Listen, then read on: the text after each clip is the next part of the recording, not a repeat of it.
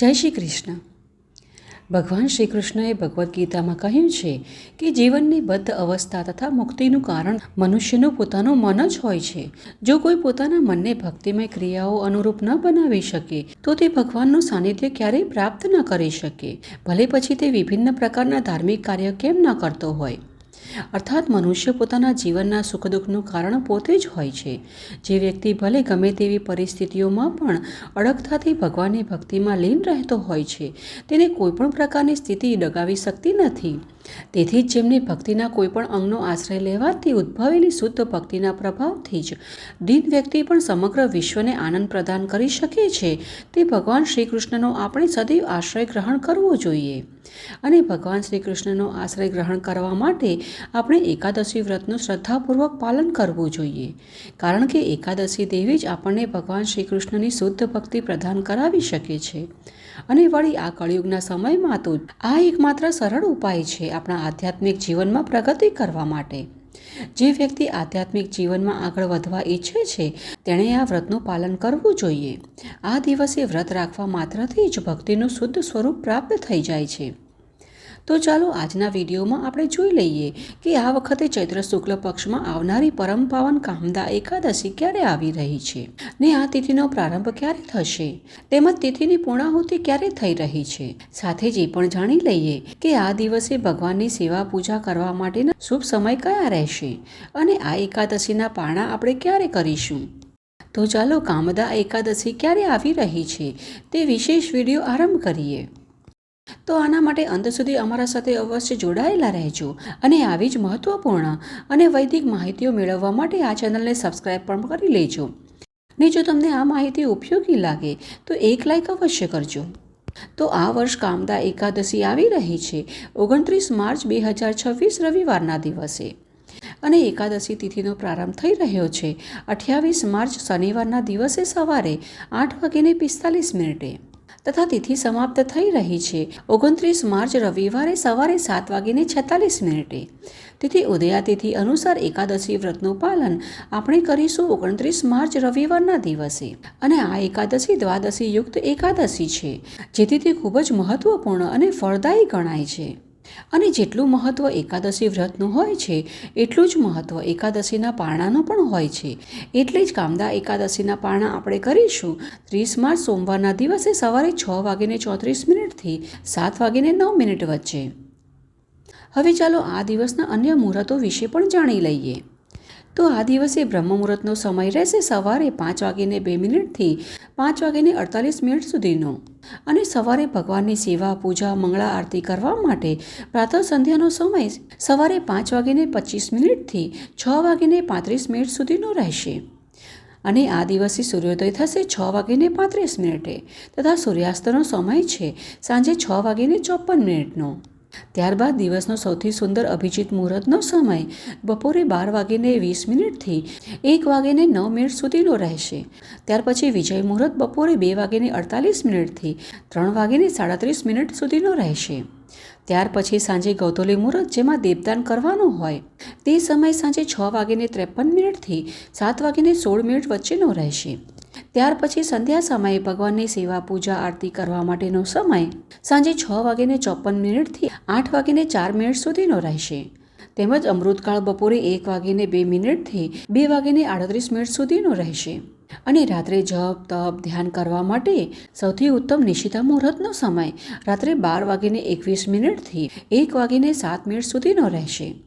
અને આ દિવસે રાહુકાળનો સમય સાંજે 5:22 થી 6:54 સુધીનો રહેશે. જેથી આ સમયગાળા દરમિયાન કોઈ પણ શુભ કે માંગલિક કાર્ય ન કરવા. સાથે જ આ દિવસે ભદ્રાનો વાસ મૃત્યુલોકમાં છે, એટલે કે પૃથ્વી લોક પર છે, જે સમયમાં કોઈ પણ ધાર્મિક કે માંગલિક કાર્ય કરવા શુભ નથી હોતા. અને આ દિવસે ભદ્રાવાસ મૃત્યુલોક પર સવારે 7:46 સુધી રહેશે. તેથી આ સમયગાળા દરમિયાન પણ કોઈ પણ શુભ કે માંગલિક કાર્ય ન કરવા. હરિભક્તિ વિલાસમાં ચૈત્ર માસના શુક્લ પક્ષમાં આવનારી કામદા એકાદશીની મહિમાનું વર્ણન કરવામાં આવેલું છે કે ભગવાન શ્રી હરિના જે ભક્ત દિવસ રાત બીજા ભક્તોના મુખેથી ભગવાન સંબંધિત આ સર્વ મંગલકારી એકાદશીની મહિમા સાંભળે છે તે શ્રેષ્ઠ પદને પ્રાપ્ત થાય છે. પરમ પાવન વૈકુંઠ ધામમાં જઈ 10 કરોડો કલ્પ સુધી નિવાસ કરે છે. કામદા એકાદશીના દિવસે ઉપવાસ કરવાથી સર્વ પ્રકારના પાપોથી મુક્તિ મળે છે. સ્કંદ પુરાણને બ્રહ્મવૈવર્ત પુરાણમાં પણ કહ્યું છે કે આપણા સનાતન ધર્મમાં બ્રાહ્મણની હત્યા કરવી સૌથી ભયંકર પાપ ગણાય છે અને એમ કહેવાય છે કે આ બ્રહ્મ હત્યા જેવા મહાપાપ પણ કામદા એકાદશીના દિવસે ઉપવાસ કરવાથી નષ્ટ થઈ જાય છે. જે વ્યક્તિ એકાદશીની મહિમા વિશે એક પણ વાક્ય સાંભળે છે તે મહાપાતકોથી મુક્તિ પ્રાપ્ત કરે છે, તેમાં કોઈ સંદેહ નથી. અંતકાળ સુધી ભગવાન શ્રી કૃષ્ણની સેવા ભક્તિ પ્રાપ્ત કરવા માટે એકાદશીના દિવસે વ્રત રાખવાથી ઉત્તમ બીજો કોઈ માર્ગ નથી. આ દિવસે ઉત્તમ ભોજન, પુષ્પ વગેરેથી ભગવાન શ્રી કૃષ્ણની પૂજા કરવી જોઈએ. પોતાના ઘરમાં ભગવાનને શુદ્ધ ભક્તિભાવથી દીપદાન કરવું જોઈએ. આનંદપૂર્વક ભગવાનની મહિમાનું ગાન કરવું જોઈએ તથા રાતભર તેમની પ્રશંસા માટે વાદ્ય વગાડવું જોઈએ, જાગરણ કરવું જોઈએ. આમ કીર્તન કરતાં કરતાં આખી રાત્રિ જાગરણ કરી શુદ્ધ ચેતનાથી ભગવાનની ભક્તિ કરવી જોઈએ. ત્યારબાદ બીજા દિવસે યોગ્ય વૈષ્ણવ અથવા બ્રાહ્મણોને ભોજન કરાવવું જોઈએ તથા પોતાની ક્ષમતા અનુસાર દાન આપવું જોઈએ અને પછી ભગવાન સમક્ષ બેસી તેમને પ્રણામ કરી પ્રાર્થના કરતાં પોતાની એકાદશી વ્રતનું પુણ્યફળ તેમના ચરણોમાં અર્પિત કર્યા બાદ ભગવાનને જે ભોગ અર્પિત કર્યો હોય તેને પ્રસાદ રૂપે ગ્રહણ કરી પોતાના પારણા કરવા જોઈએ. જે વ્યક્તિ ભગવાન શ્રી કૃષ્ણની શુદ્ધ ભક્તિ પ્રાપ્ત કરવાનો ઈચ્છુક છે તેણે ગંભીરતાપૂર્વક પ્રત્યેક માસના કૃષ્ણ પક્ષની અને શુક્લ પક્ષની તમામ એકાદશીઓનું સમાન રૂપે અવશ્ય પાલન કરવું જોઈએ. આ બંને પ્રકારની એકાદશીઓ વચ્ચે ક્યારેય ભેદ ન કરવો જોઈએ અને એકાદશી વ્રતનું પાલન 10મી તિથિથી જ પ્રારંભ કરી દેવું જોઈએ. એટલે કે 10મીના દિવસે જ એક સમયે ભોજન કરવું અને તે પણ સૂર્યાસ્ત થાય તે પહેલાં. ત્યાર પછી ભગવાનનું ચિંતન કરતાં કરતાં રાત્રે સૂવું જોઈએ અને બીજા દિવસે એટલે કે 11સના દિવસે ભગવાનના સ્મરણ સાથે ઉઠવું જોઈએ. તેમજ આ દિવસે શક્ય હોય તો બ્રહ્મ મુહૂર્તમાં ઉઠી સ્નાન ઇત્યાદિ પોતાના નિત્ય કાર્ય પૂર્ણ કરી ભગવાનની મંગળા આરતી કરવી જોઈએ. અને જો પોતાના ઘરે આરતી કરવાનું શક્ય ન હોય તો ઓનલાઈન પણ મંગળા આરતીના દર્શન કરવા જોઈએ. ત્યાર પછી ભગવાનની પ્રાતઃકાલીન પૂજા, સેવા, આરાધના કરવી જોઈએ અને ત્યારબાદ તુલસી દેવી સમક્ષ દીપક પ્રજ્વલિત કરી તેમની પૂજા કરવી જોઈએ, તેમની પ્રદક્ષિણા કરવી જોઈએ અને આવશ્યકતા હોય તો જરૂરિયાત પ્રમાણે જળ પણ અર્પણ કરવું જોઈએ.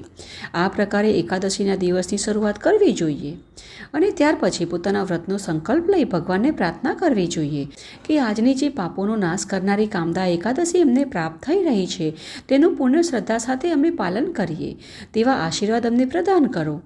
આ પ્રકારે ભગવાનને પ્રાર્થના કરી પોતાના વ્રતનો સંકલ્પ લઈ આખો દિવસ ઉપવાસ કરવો જોઈએ.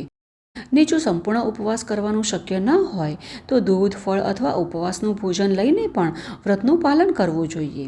આમ આ પ્રકારે એકાદશીના આખો દિવસ ભગવાનની સેવા, પૂજા તેમજ કથા કીર્તનમાં પોતાનો સમય વ્યતીત કરી રાત્રે જાગરણ કરવું જોઈએ. ત્યાર પછી બીજા દિવસે પોતાના એકાદશી વ્રતના પારણા કરવા જોઈએ. ને એકાદશી વ્રતના પારણા કેવી રીતે કરાય છે તે તમે વિસ્તારથી જાણવા ઈચ્છતા હો તો અમને કોમેન્ટ બોક્સમાં જરૂરથી જણાવજો. તો અમે તેના ઉપર પણ એક વિસ્તૃત વિડીયો લઈને આવીશું. કેમ કે જે પ્રમાણે એકાદશી વ્રતનું પાલન વિધિ વિધાન સાથે કરવામાં આવે છે તે જ પ્રમાણે એકાદશી વ્રતના પારણા પણ કરવા જોઈએ. એકાદશી વ્રતના પારણા કરવા પણ ખૂબ જ મહત્વપૂર્ણ હોય છે. એકાદશી વ્રતના પારણા વિધિ વિધાનપૂર્વક કરીએ ત્યારે જ એકાદશી વ્રતનું સંપૂર્ણ રૂપે પુણ્યફળ પ્રાપ્ત કરી શકાય છે. અને આ અમારું કથન નથી, આવું શાસ્ત્રોમાં વર્ણન કરેલું છે. હવે જો એકાદશી વ્રત કોઈ સાધારણ વ્રત નથી. એકાદશીનો અર્થ છે ભગવાન શ્રી હરિનો દિવસ. તે પૂર્ણિમા અથવા અમાવસ્યાથી ચંદ્રચક્રના 11મા દિવસે ઉજવવામાં આવે છે. આ તિથિને સૌથી શુભ દિવસ માનવો જોઈએ કારણ કે આ તિથિ ભગવાન શ્રી કૃષ્ણને અત્યંત પ્રિય છે અને ભગવાન શ્રી કૃષ્ણની ભક્તિ પ્રાપ્ત કરવા માટે આપણે પ્રત્યેક એકાદશી તિથિનું નિષ્ઠા અને શ્રદ્ધાભાવથી પાલન કરવું જોઈએ. જેના પાલનથી આપણા જન્મો જન્મોના પાપ તો નષ્ટ થઈ જ જાય છે તેમજ આ સંસારમાં સર્વ પ્રકારના સુખોનો ભોગ કરી મનુષ્ય અંતે મોક્ષની પ્રાપ્તિ કરે છે.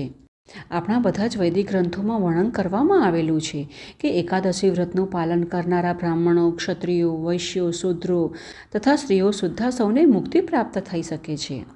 જો કે આ વ્રત અનેક પુણ્યોનું પ્રદાતા છે, પરંતુ આ એકાદશી વ્રત કરવાનો હેતુ માત્ર ભૌતિક સુખ સુવિધાઓ પ્રાપ્ત કરવાનો નથી હોતો. તેનું મૂળ કારણ તો પરમ ભગવાન પ્રત્યે અનન્ય પ્રેમ વિકસાવવાનો હોય છે. તો આ હતી આવનારી ચૈત્ર શુક્લ પક્ષની કામદા એકાદશી વિશેની સંપૂર્ણ માહિતી. અને અમને આશા છે કે આ માહિતી તમને ઉપયોગી થશે. જો તમને આ માહિતી થોડી પણ ઉપયોગી લાગે તો તેને એક લાઈક અવશ્ય કરજો. અને જે પણ તમારા મિત્ર અને પરિવારમાં એકાદશી વ્રતનું પાલન કરવા ઈચ્છતા હોય તેમને પણ આ વિડીયો શેર કરજો. તો ચાલો આપણા શાસ્ત્રોમાં વર્ણવેલી આવી જ વૈદિક અને પ્રમાણભૂત માહિતીઓ સાથે ફરી મળીશું. જય શ્રી કૃષ્ણ.